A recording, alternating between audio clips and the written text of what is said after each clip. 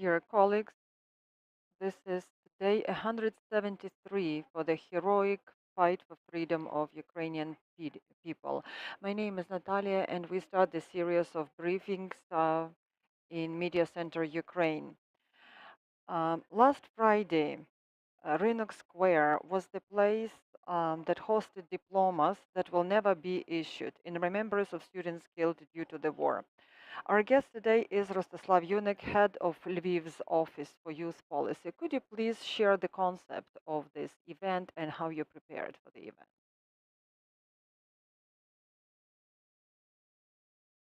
Good afternoon. This event, the idea of the event was to commemorate all students whose name we know and whose names we don't know. Since day one of the full-scale invasion of the Russian Federation of Ukraine, young people joined the armed forces, the ranks of the armed forces of Ukraine. These young people were killed in action. We have to remember them. And the Office for Youth Policy and students of Lviv gathered the diplomas that will never be issued, that will never see their owners, their possessors. The number of young people is much bigger. We only singled out students because young people are considered between the age of 14 and 35. So you can imagine the scope and the scale of the tragedy.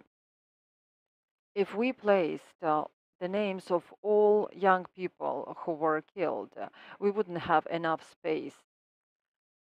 And we celebrated the Youth Day, International Youth Day, together with the whole civilized world. But we decided to start the celebration to remember those who gave their lives for our life, for our freedom, for our independence, and for our statehood.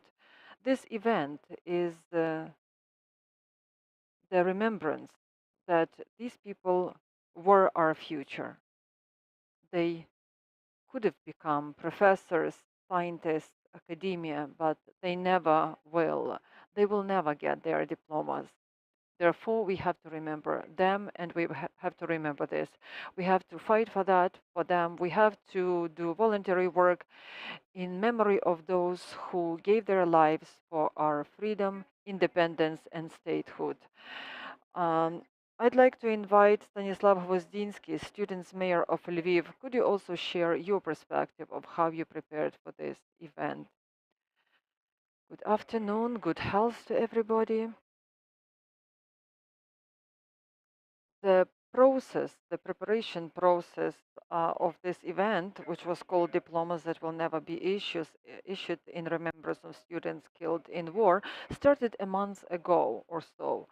We raised a question that there are lots of universities, lots of schools share information that their students died, were killed in action, or died in this ruthless war. Together with the Office for Youth Policy, we decided to organize the event in remembrance of those students.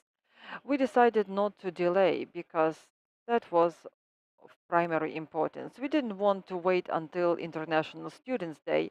Therefore, we decided to commemorate the memory of those students during the International Youth Day that was 9 in the morning. We have guests in our audience. You can ask questions if you want to. Please. Good afternoon, Stanislav. Could you please share your feelings, your emotions when you were preparing for this event and organizing the event?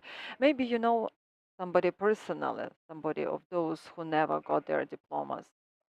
Thank you for your question.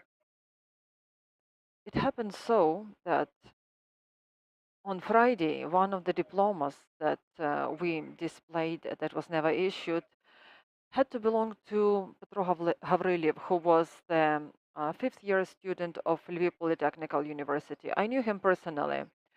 We were students in the Institute of Geodesic Studies. But there is one but. I graduated. He never did. I got my diploma issued. He never did. And he will never do. And this is very hard, and this is heartbreaking, understanding that you went to school together and you were in student self-government. So one day this person just ceased to exist. Another thing I wanted to say is that along with this event, on the other side of the mayor's office, there was the exposition of destroyed Russian military machinery. And I had a chance to see a young family approaching our stands with diplomas that will never be issued. And they were happy to have seen the destroyed Russian machinery. But when they approached our stand, their emotions changed. So they were sad and they were devastated. And I believe that this is the right reaction of our society from because the joy people feel when they see destroyed Russian machinery and the sadness they experience when they see those diplomas. So these are two different feelings. These are two sides of the mirror. People would rather see the result than the price we pay. We don't want to see the price because it hurts.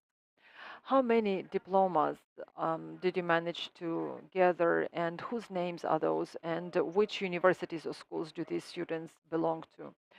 40 diplomas altogether, but as Rostislav had mentioned earlier, this is far from the accurate figures. So this is what we know, but we don't know everything.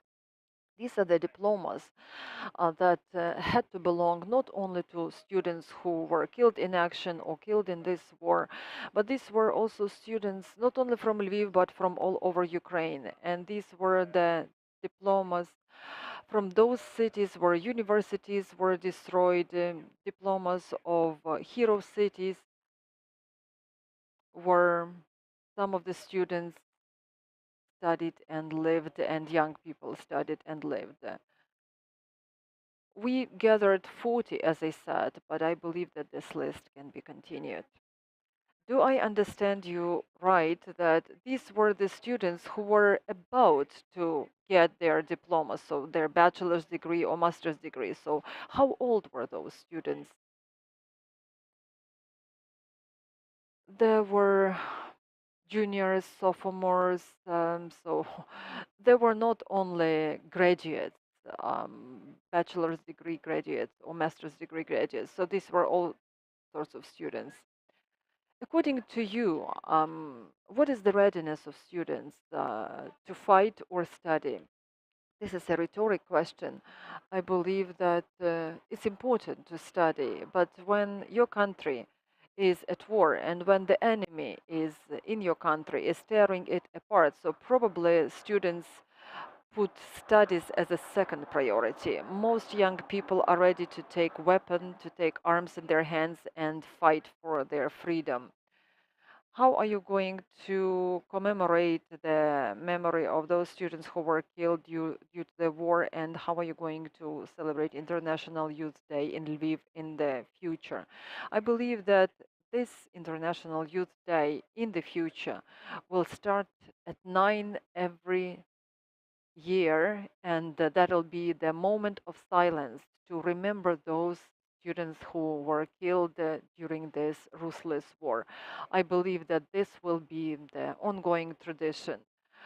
How we are going to celebrate? Of course, we have ideas, but we're not going to share those ideas today.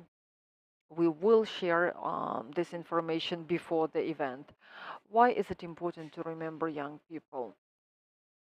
My answer will be short. Because this is the future of our nation, of our statehood. This is our future. We have to remember them and we have to emphasize on that.